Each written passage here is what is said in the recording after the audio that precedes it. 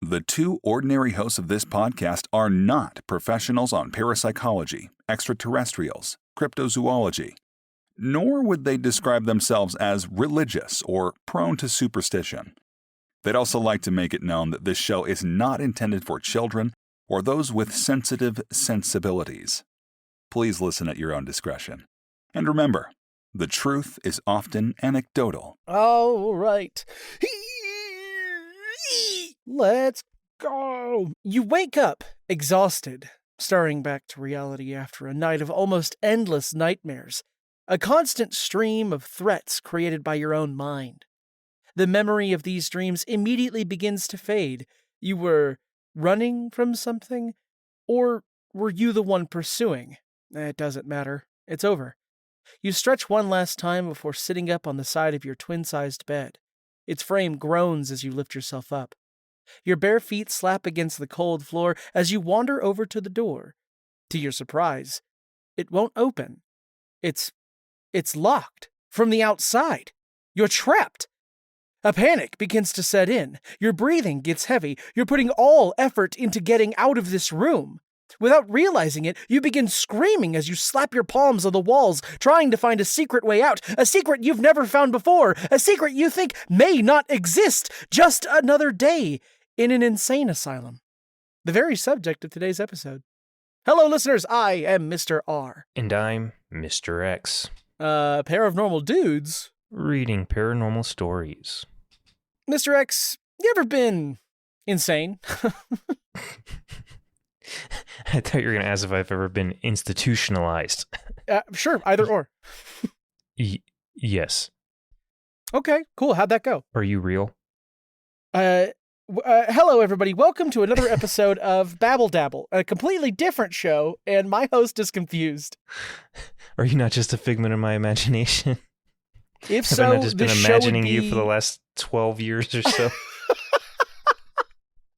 What an insane thing to think up. If this show were imaginary, it would have more listeners. Yeah, probably. Or less. Or like way, way less. Just one. It's me. What you suggested this is what made you come up with this concept. I think it was something I was watching. Oh, you know what? Jenna is having me watch through the show Supernatural, and I gotta say, it's heavy on the paranormal. If you couldn't have guessed, and one of the better episodes is featured in an asylum, and I was like, oh, well, that was pretty cool. For a second, I thought you were gonna say Jenna was going insane, and you had to commit her. Recently. I don't have a job. If Jenna went insane, I just have to deal with it. Fair. But were you going to talk about the little man? Oh, yeah. So, okay. Dear listeners, this has nothing to do with the episode. No. Just as a warning. Recently, I lost my job. I lost my job 4 weeks ago up to this point. And I've been home a lot. And in that time, I have noticed a little guy, a little man that exists in my home.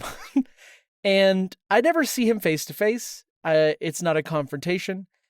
It is only when I'm walking in or out of a room or down a hallway. And it's, I don't know, it is kind of a blur. Like, I'll see him out of the corner of my eye, and I'll, like, for a while I thought it was a cat, right? It was, like, I live with cats, so anytime something weird happens, it's easy just to blame them. But it was not, it was too big. It was too tall, right? It stood up on its hind legs. It was a humanoid thing. And I hesitated for a long time because I am a skeptic to just kind of find other excuses as to what's going on, right? Like, it's late at night. I'm very tired. I had a lot of caffeine, etc. But it was so consistent and actually happening more recently that I was like, you know what? I have to say something. But I have to be careful about this kind of stuff because Jenna is very superstitious. Jenna does have a lot of a mind that leans toward the supernatural. Right, very susceptible. Yes. So I have to be careful about how I approach this. And we started an episode of Supernatural, and I reached over and grabbed the remote and I paused it and I said, "Do you ever see a little guy?" And she was like in our house? And I said, "Yeah." She goes, "Yes." And then we started talking about all the experiences that we had. And we are convinced that there's some kind of fae that exists in our space. And we do not know if it is malevolent or benevolent, or if it's like, I don't know if it does our chores for us. But I'm tempted to leave out a saucer of cream as an offering. So you have been going insane without a job, right? Yes, I'm experiencing what I think psychiatrists would call cabin fever. Yeah. Although you have been doing a little side work, so maybe you brought this thing home with you from... Right. Yes, Jenna's father and I have been renovating a bathroom for the past 2 weeks. And has it only been 2 weeks? Gee, it's two. Been... The first week was only 3 days, and we did very little. So, typical contractor stuff. Yeah. Oh my God, it's so exhausting. I would never do this on my own. He's like, "Well, at least you're learning a trade, huh?" And I'm like, "Fuck that ever." I would never do this because I want to. Well, all right. We're almost 10 minutes in already, so let's go ahead and hop in to the stories here. Okay. You know what? I think I'm going to go first this week. Do it. Let's see if I can decide between these stories. I think I already decided. My first one is from the Paranormal subreddit, posted by A Little Light Salt 10 years ago, and it's titled, "There Was No Mental Asylum." This story is so dumb. Okay. I was driving out with my friend one day when I brought up that it was creepy that we had a mental asylum in town, because I'd played so many horror games where that never ended well. What? She looked at me with a weird look in her eyes and then asked, "What do you mean?" So I continued to explain that when my family went to the local pizza place, we left to go to the parade 3 blocks down and stopped at a public restroom to relieve ourselves. Next to the public bathroom building was an extremely tall, black brick building. It had one of those metal staircase ladders. No, it says it has one of those metal staircase ladder things you see on apartment buildings. So a fire escape. And in glowing letters at the top right of the building said Stonewell Mental Asylum in a kind of blocky font. Okay, before I keep going, it's one, I don't think you'd ever see somewhere in the modern place advertise itself as a mental asylum in neon. Yeah. We spoke about this before the recording. The use of insane asylum in my intro was enough to kind of tiptoe on. Mental asylum is not going to be on a sign. Yeah. It was right on the corner and very, very tall. It disappeared into the clouds. There were windows up it, but only a few were lit and many were barred. I commented to my mom that it was spooky and she laughed, agreeing with me. I didn't think much of it at the time. But back to my friend. After explaining the story, she asked where it was, so I led her through the maze of streets to the corner where we'd seen it. Sitting there was a short, stubby brown bank. I was very confused. Where was the quote-unquote asylum I'd seen earlier that month? Oh my God, it was the same month. When I first read this story, I thought it was like years in the past. No. But whatever. No, lots of renovations happening really quickly. My friend sped off and parked at a playground, and I called my mom on speakerphone. "Mom," I asked when she picked up, "do you remember the mental asylum we saw the night we checked out the pizza place next to the bathrooms?" "Oh yeah," she laughed. "That was spooky. I can't believe they have that in town." I looked at my friend, who had a very fearful look across her face. I thanked my mom, knowing that now I wasn't hallucinating the whole thing like I'd been thinking. Mom has seen it too. Not telling her that it wasn't there, I hung up. My friend and I drove past the same spot 6 more times that day and into the night, and we went to look again the following week. It's still not there. There was no mental asylum. Okay. So that's kind of a fun story. Yeah. So I don't know what I was expecting when looking into asylum stories. Probably like a lot of urban explorer stuff. Like I think the first story I found that I was originally going to do before I found this one was kind of like people exploring an abandoned building and hearing some noises. And I think the first comment on it was probably some urban explorer in there too. I used to work with a kid who would go urban exploring and then throw raves in the abandoned buildings he would find. That kid was interesting. He was like 19, he's tall, lanky, lost all his hair at 19. Oh, what? Yeah, he was also the most monotone dude I'd ever met in my life. Anyways, but this kid, monotone, kind of dull, lost all of his hair at 19. The chicks loved him. I don't know what it was. It was like a real Timothée Chalamet effect. But it always blew my mind. I was just like, okay, I guess. But so I was figuring a lot of stories like that and people being like, oh, there was something spooky. I didn't expect like phantom building, Sure. You know how like there's that the call is coming from inside the house. Yeah. In this story, the call is coming from the house. Yeah. But let's see. Let's see if there's any comments on here. The first one from a since deleted user just says, a mental asylum the size of a skyscraper? Yeah, that'd be weird. Yeah, especially like considering all the places you could, jump out of from a skyscraper. Yeah. Well, they did say some of the windows were barred. Oh, right. See, to me, the weirdest part of this story is the fact that this when they witness this building, it was like in use. It had a neon sign. There were some windows lit up. So with a vacancy sign flashing. Yeah. Not the no was going in and out. Yeah. Larry Mama, also 10 years ago, commented, I believe you. I had a similar experience as a child. What I think it could be the dimensions of places and times getting overlapped for some reason. That was in the comment. That wasn't me adding my own commentary.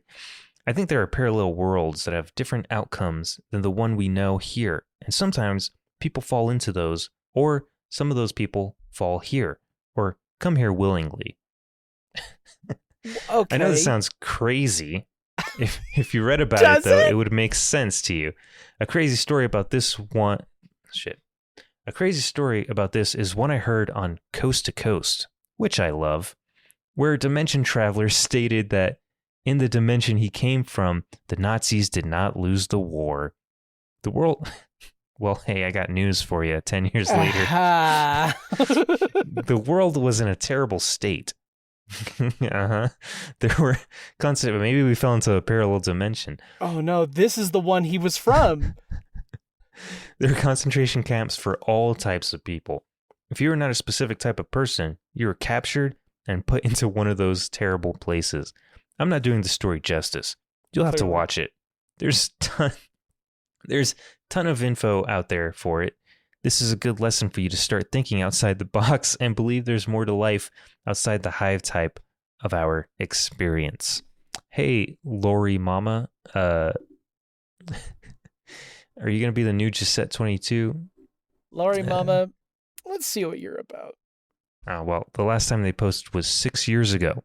6 years? Lori, where'd you go? Let's see, comments. Yeah, the last comment was 6 years ago. I need my mama.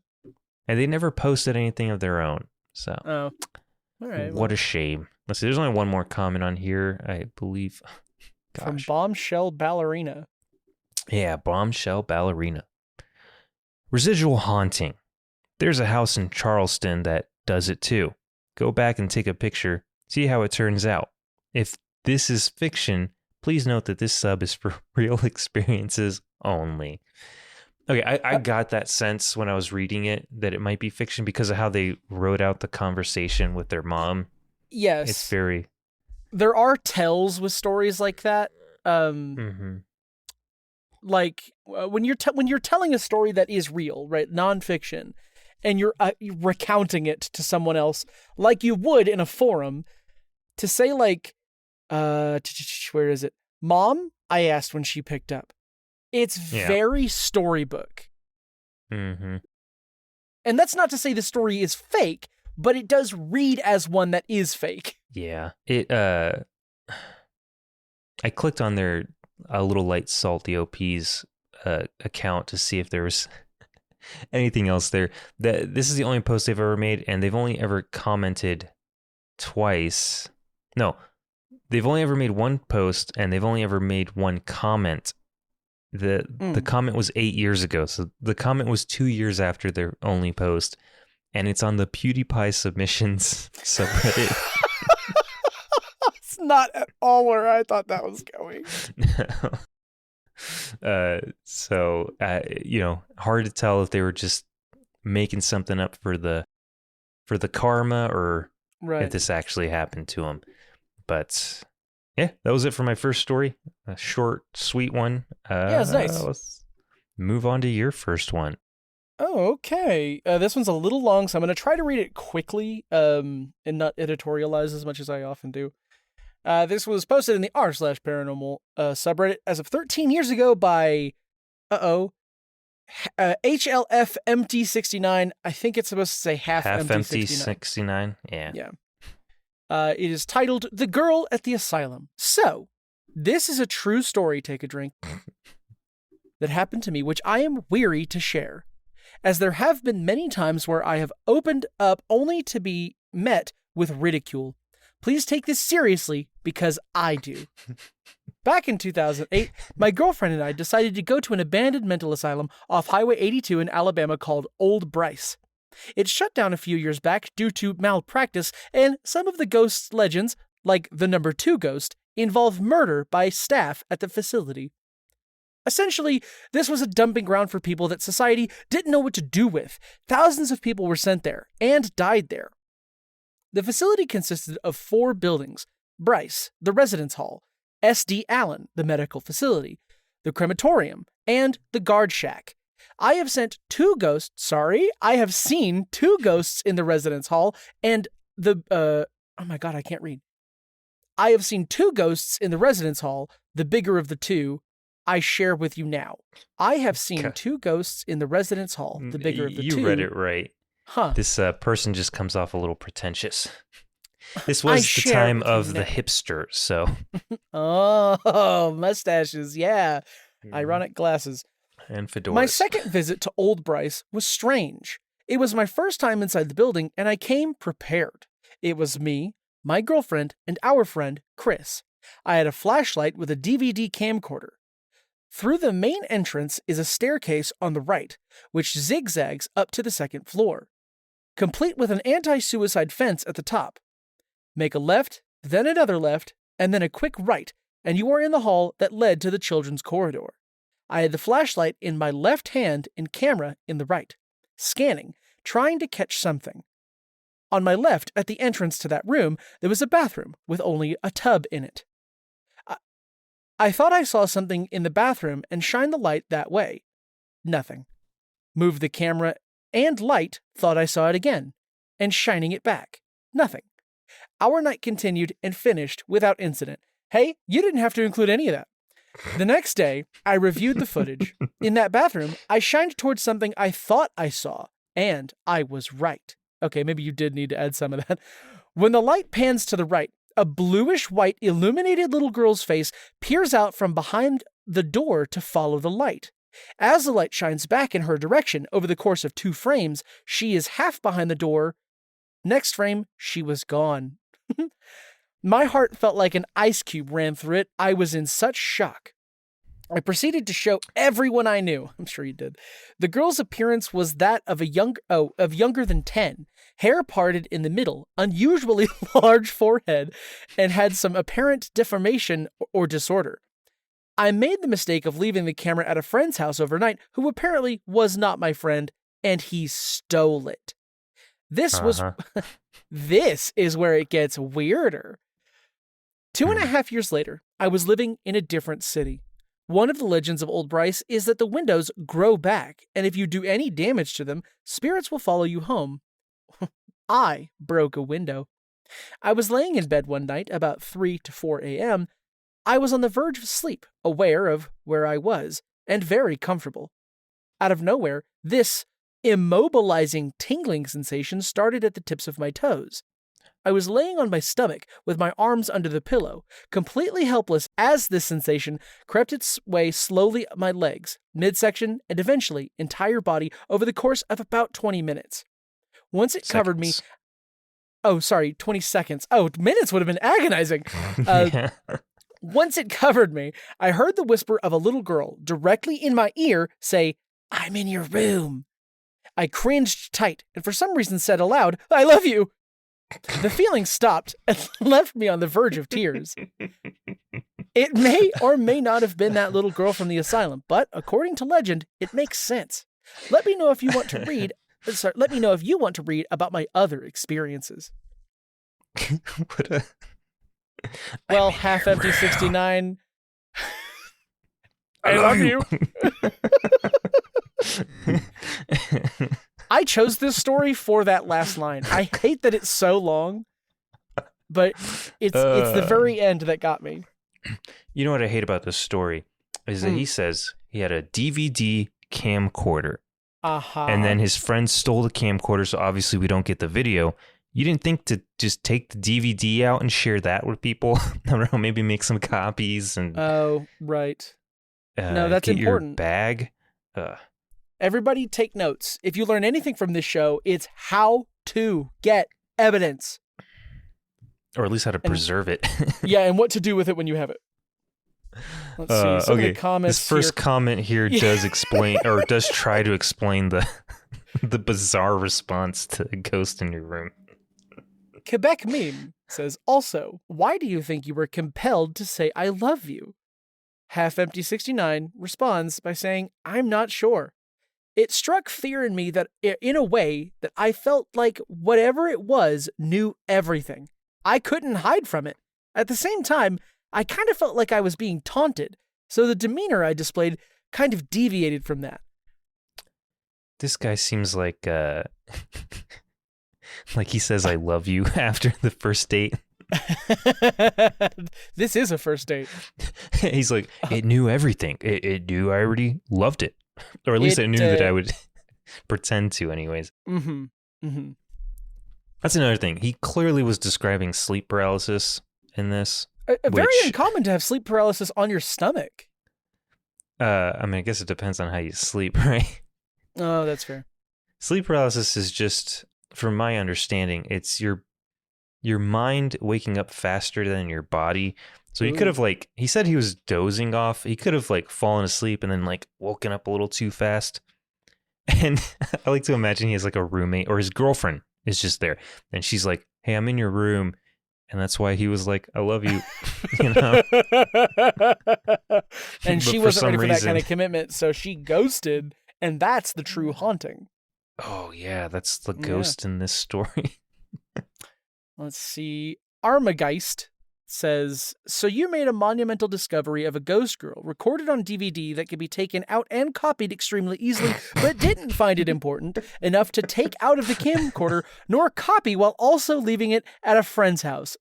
Okay. Yeah. Among Us, that's all one word, Among Us, says, exactly. These stories are a dime a dozen and all end the same way. I lost the footage. Yeah. Otherwise, the story would be in Paranormal Evidence, not just the Paranormal subreddit. Right. Is there a Paranormal Evidence subreddit? Yeah, it's quite literally just videos And they're all pretty Ooh. easily debunkable too. Sure. If we could do like a Riff Tracks live of evidence videos for YouTube, I think that'd be kind of fun. Yeah. Half Empty does respond to these and says, "You don't have to believe me, but there's about a dozen people who could verify it who saw the footage. Losing it remains to be one of the things I'm most ashamed of." Among Us says, "And I don't believe you." Jesus, guys. "And I don't believe you. About a dozen people, you say, yet not one comes on here to verify your story, huh? Not that it matters. The people who conveniently, quote, lose their findings of a lifetime always have, quote, people who can back me up." And finally, Half Empty 69 says, "I'm not here to impress or convince you, just wanted to share what happened." Which, to their credit, is a very valid and a very relaxed and calm response to internet haters. Yeah. So good for them. This person, Nary Some, said it's the opposite spectrum. "That's pretty cool. I would have loved to have seen the video too. It's a pity." Sad face emoticon. "Have you had any other experiences afterwards regarding the girl?" There's one response here. OP says, "Not entirely sure. The place where I currently live is haunted by an old man. Oh, boy. And I've woken up in the middle of the night doing random things. One night, I woke up sitting up on my bed, feet on the floor, picking the tacky putty stuff off of the back of something that was on my wall." What? No idea why or how I got to doing that, but a couple of things like that have happened. Not sure who or what to associate it with. Maybe sleepwalking. I don't know. Maybe go see a doctor about your sleep. Any other comments here you want to get into?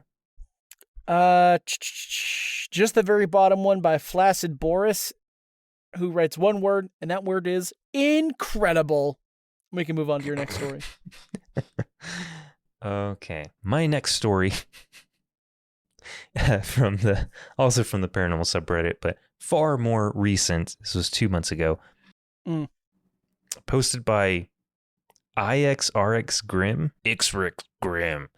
Titled, "The time we went to an abandoned insane asylum, but ended up running for our life." The life you both owned. Yeah. A typo in the title.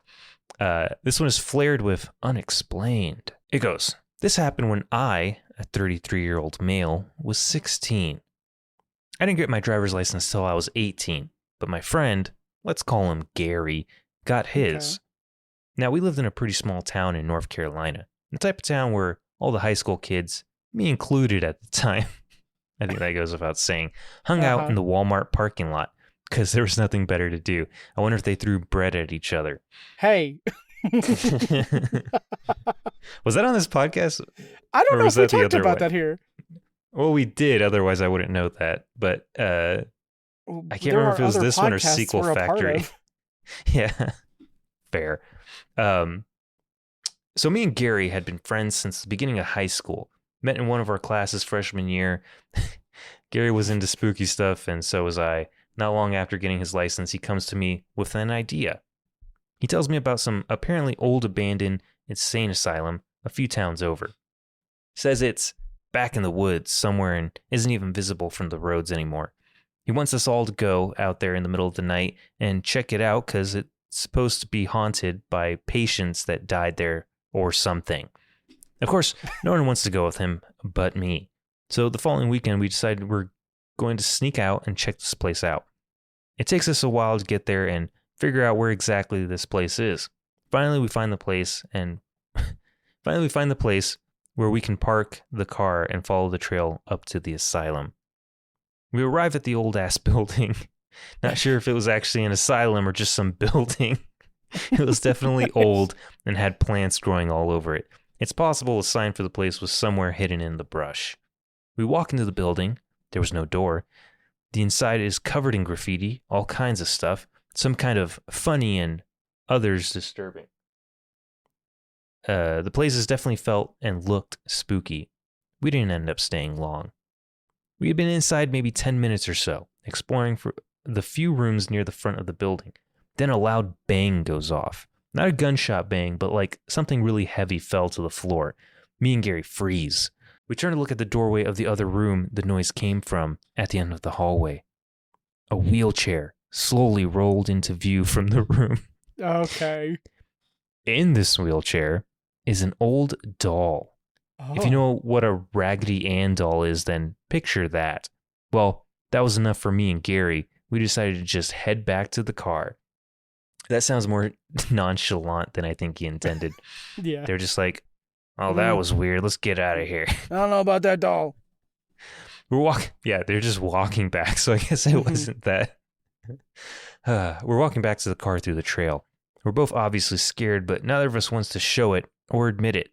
As we're walking, we hear something move around in the woods.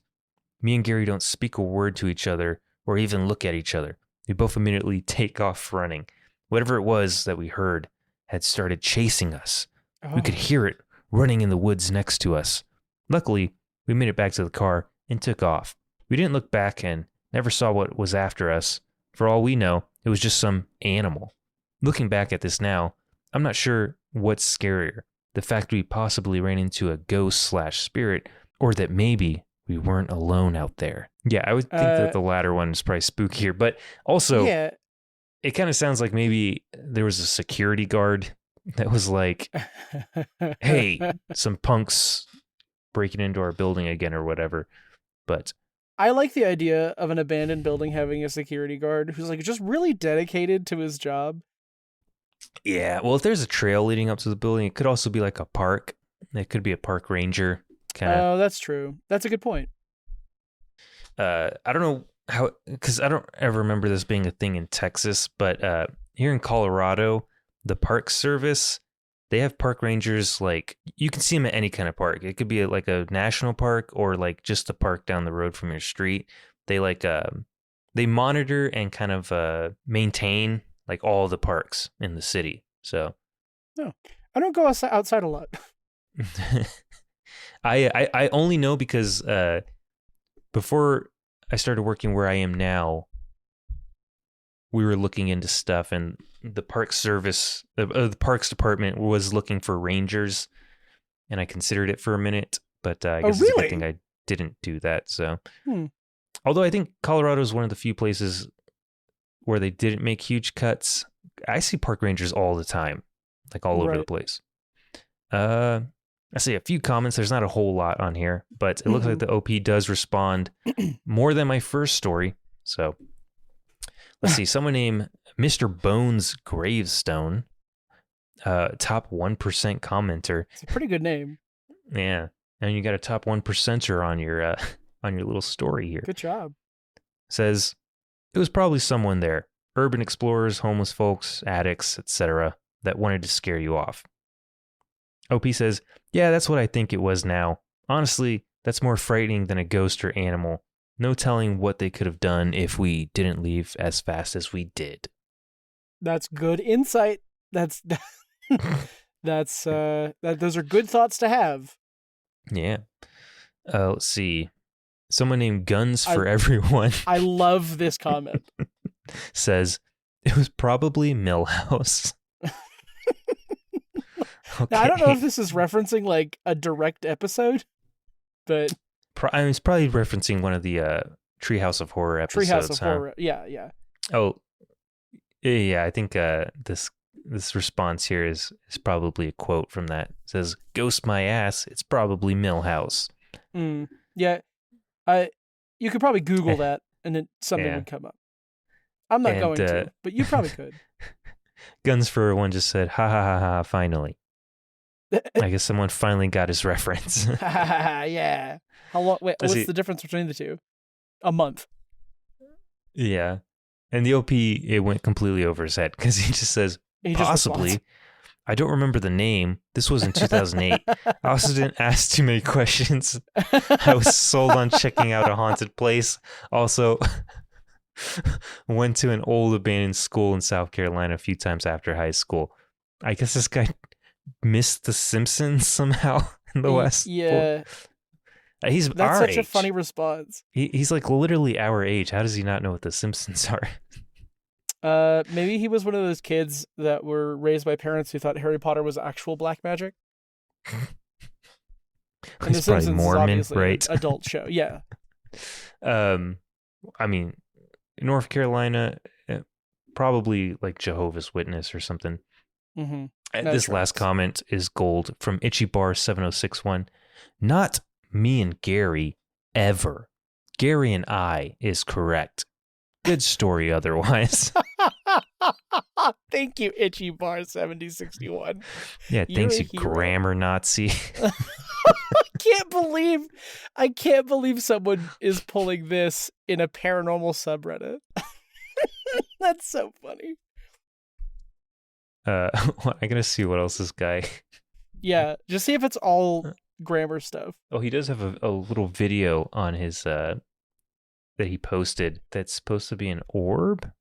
Is this a video or a picture? It's just a picture. It's like a gray blob in the corner. It's a picture of his dog in his crate. I guess he has a camera.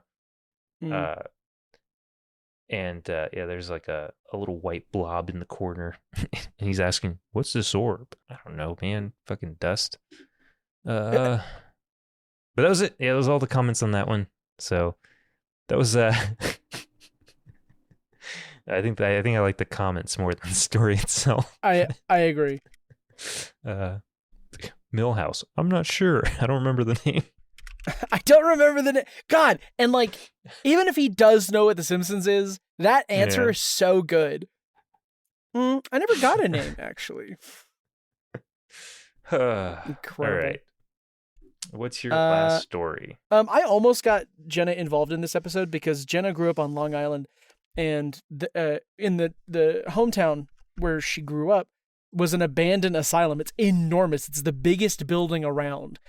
And she personally has stories about this, and I asked her to write it down, and she didn't get it to me in time. So you snooze, you lose. My last story is it was posted into r/ghosts as of 2 years ago by a deleted user, unfortunately. Shame. The title is, I Know What I Saw, and It Haunts Me to This Day. This is flared with personal encounter, which everything on this show should be, but they're not. I was 17 years old, and the, quote, cool thing to do at the time was to go to the, Embryville Asylum in Chester County to explore. For backstory, the asylum was abandoned since the 1980s. At one point, it was a mental institution, then it was an elementary school, then a hospital, then a home for the mentally unwell, then it was a Toys R Us, and then they went out of business. That's not part of the story. The asylum sure wasn't a consists Circuit City? Circuit City, then a Radio Shack, and then eventually, yeah. It's the ghost of electronics past. The name of this episode. The asylum consists of 10 to 12 buildings, each the size of an elementary school, all of them dilapidated. There is an unmarked cemetery across the street with numbers for all the graves but no names. I went with a group of about 8 people at about 10 p.m. We went into several of the closer buildings, and they were creepy but nothing out of the ordinary. We proceeded to what we referred to as the, quote, main asylum building. It was the biggest and the original building. This one gave me the creeps. There were gurneys in the hallways, things were scattered everywhere, and it just had a cold vibe to it. We started moving through the building and found our way to a stairwell. I took the lead position and got walking. My buddy and I made our way, Gary and I made our way to the 4th floor and realized the others were not behind us. We went on ahead anyway. Why? Why did you do that? We approached the hallway intersection where we left, and right in front of us were large day room type rooms that had hallways that led to open rooms that widened as you entered. Before I turned the corner, my buddy asked me if I had something to which... Before I turned the corner, my buddy asked me if I said something, to which I responded, no. He told me he swore he heard something. At this point, I turned the corner and pointed my flashlight toward the day room.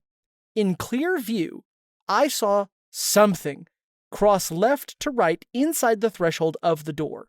It had a figure of a person, but with a light directly on it. It had no pigment.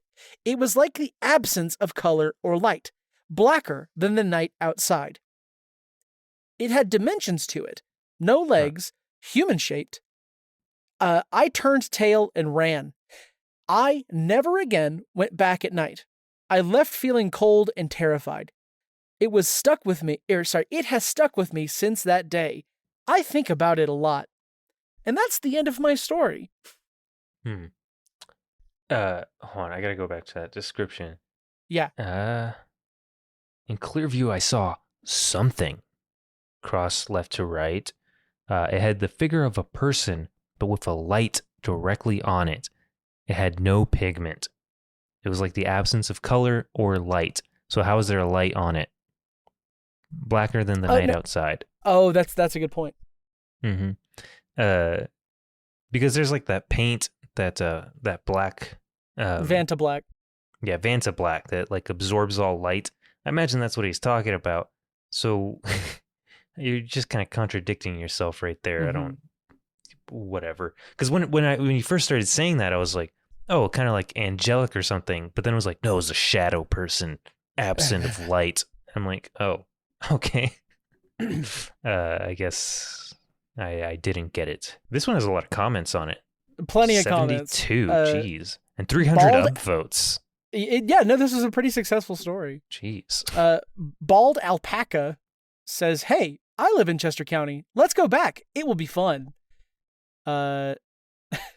Next introduction 25 responds to that and says, nice try, shadow person. And then there's a gif of Dean Winchester from Supernatural, a character I am very recently becoming very familiar with. I've never seen the show. I've never seen it. I know my partner's cat, Crowley, is named after one of the characters in that show. Mm-hmm. But not Aleister Crowley, the weirdo who would drink his own semen. So. No, the cat's not named after that guy. No. What's funny is the more episodes I watch, the more I realize that Final Eviction Notice would have been so much easier to write had I watched this show first. Yeah. To like bounce jokes off of. Well, I mean, you still got plenty of time. That's true. No, it hasn't reached syndication yet. Yeah. Let's see. Ranman48 says, can't. Been torn down completely. Oh no, the asylum's been torn down. Bald Alpaca says, oh, that's disappointing. Let's see. Shamrock Blarney Stone. That says Chamrock Blarney Stone. Says, why are they always leaving gurneys behind? We're not going to recycle gurneys. Oh, yeah. Yes. Not going to keep reusing gurneys. Let's see. Available Leg 6171, who is tagged as a believer, or is tagged as believer, says, I'd be afraid something would follow me home. Did anything odd happen at home after you went here? Without reading this first.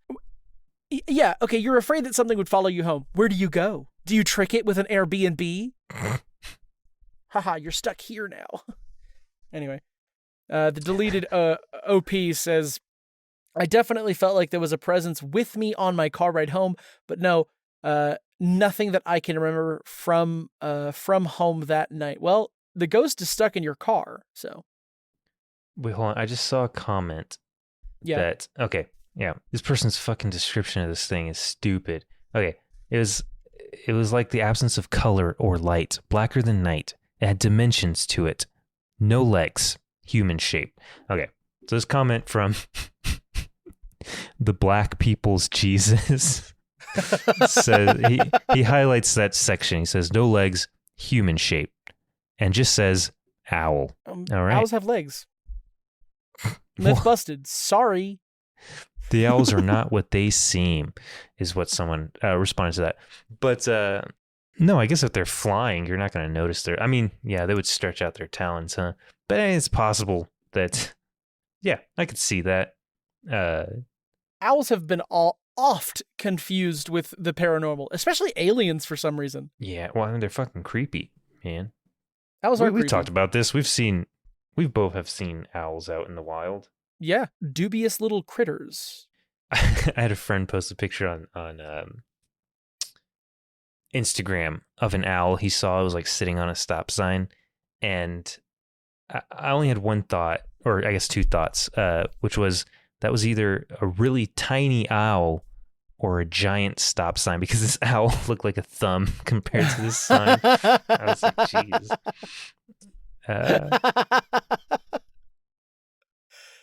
Let's see. A lot of these comments are just people like, oh, I've done similar things, or you're going to get haunted at home now. Something followed you. So I did something very similar. Broke into an abandoned mental hospital with a group of my friends about 30 years ago. No ghost stories to tell, but it was definitely a very creepy experience. Hey, God damn it. You don't have to fucking comment.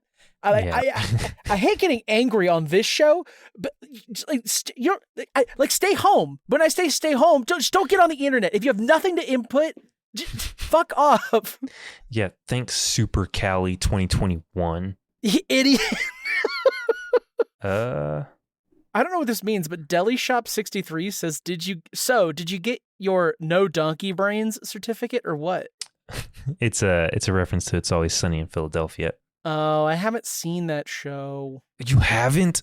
No, everyone is very surprised by that. I thought you had, though, but no. I guess not. No, Danny DeVito's character, there's an episode where you find out that he was raised in an asylum because he had quote-unquote donkey brains, and it traumatized him so much, and he's like super rich, so he had them certify him as no donkey brains to prove to everyone that he wasn't a weirdo. Yeah, that he didn't have donkey brains. Well, that's good. I'm glad he doesn't have donkey brains. Yeah. Is that all the comments?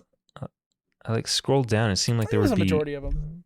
More. I guess there's a lot of threads here, right? This one right here has 20 replies to it. Jeez. Hold on. I'll go ahead and read this before we finish up. It's from Chicky Ta Wits. I don't know. Chicky Ta Wits. Chiquita Wits. It says, that, my dear, is a shadow person. First time I saw one was 30 years ago, and it was the most frightening experience I ever had. I even hated Christianity and couldn't stand Christians, but the first thing I did was call this chick who was really devoted to God for help. I've seen them quite a few times since then. Hope it didn't follow you home. That's why I stopped ghost hunting. They follow you. Okay, chill, first of all. Well, for someone who hates Christians, you seem to have the mentality of a Christian person with the whole they follow you, they attach themselves and stuff. Yeah, the quickest way to defeating a god is to stop believing in them. Sorry, that is a line from a novel I'm currently writing, and I'm just kind of testing it out here. Yeah, listeners, leave a comment on how you feel about that line. If you didn't like it, don't comment.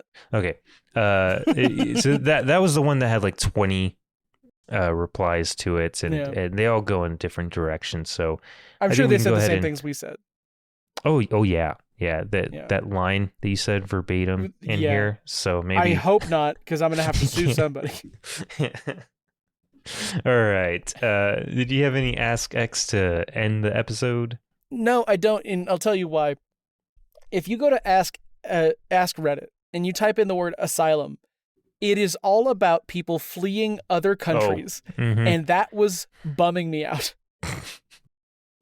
Here, let's do this. I'm going to go to Ask Reddit, and I'm going to type in search insane. Oh, okay. This should come up well. I hope it doesn't come out with ICP.